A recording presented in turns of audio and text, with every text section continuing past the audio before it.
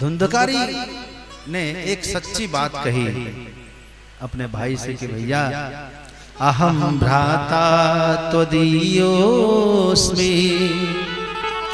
धुंधकारीति नामतः स्वकीयेनैव दोषेण ब्रह्मत्वं नाशितं मया। भाई साहब, मैं आपका भाई हूं। मैं अपने बुरे कर्म के प्रभाव से आज इस दुर्गति को प्राप्त हुआ हूं। मेरा कर्म बुरा हुआ है भाई साहब, क्षमा करिए, लेकिन मेरा उद्धार आप ही कर सकते हैं। उसने कहा अरे हम आपके नाम से गया में पिंडदान करके आए हैं, आपका उद्धार क्यों नहीं हुआ?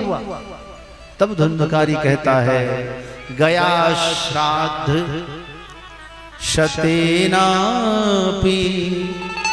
मुक्तिर्मे न भविष्यति। भैया गया श्राद्ध यदि आप 100 बार भी कर देंगे तो भी मेरी मुक्ति नहीं होगी। 100 बार भी गया श्राद्ध करेंगे तो मुक्ति नहीं होगी।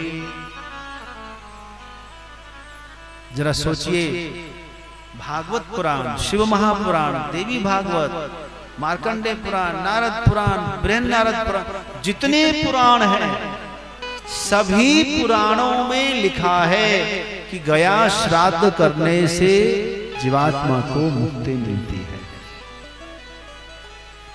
सब में लिखा है, लेकिन ये क्या कह रहा है कि गया श्राद्ध 100 बार भी कर देंगे मेरे नाम से तब भी मेरी मुक्ति नहीं होगी। क्या बात है भाई। और एक बात याद रखना कि मनुष्य ही केवल झूठ बोलता है, देहधारी मनुष्य ही झूठ बोलता है, इसके अलावा कोई नहीं बोलता। भूत प्रेत कभी झूठ नहीं बोलता। हाँ, जो जीवन में झूठ बोलता है वह भूत जरूर बनता है, लेकिन भूत बनने के बाद वो सच ही बोलता है। उसने कहा गया में श्राद्ध करने से मेरी मुक्ति नहीं होगी बाबा, तो क्या करें? तब आकाशवाणी हुई, श्रीमद् भागवतान मुक्ति सप्ताहं वाचनं कुरु।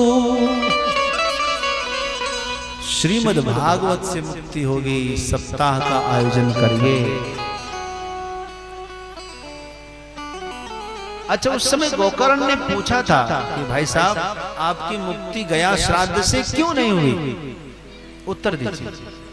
तो उसने ठोक के उत्तर कहा कि गया श्राद्ध से उनकी मुक्ति होती है जो माता पिता की सेवा किए होते हैं, उनकी कभी नहीं होती जिन्होंने माता पिता पर हाथ उठाया होता है। समझ गए? अपने बच्चों से ये बात जरूर बताना कि भागवत जी में लिखा है, धुंधकारी गोकर्ण संवाद में आया है, याद रखना। इसीलिए माता पिता की सेवा करना,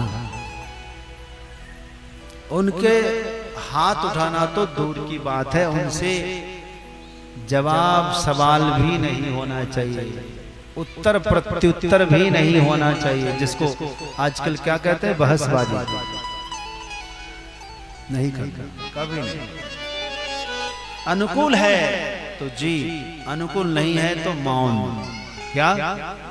मौन धारण करना, प्रतीक्षा करना। ऐठ में बहुत दिन तक नाराज रहते हैं माता पिता से, माँ बाप बच्चों से ज्यादा दिन नाराज रह ही नहीं सकते। जरा सोचो, जिस माता पिता ने तुम्हें देखे बिना एक दिन भी नहीं गुजारना चाहा, एक दिन तो छोड़े, यदि बच्चा रूठ जाए, अगर कहीं छूट जाए तो देखो माँ बाप की बेचैनी कैसी है।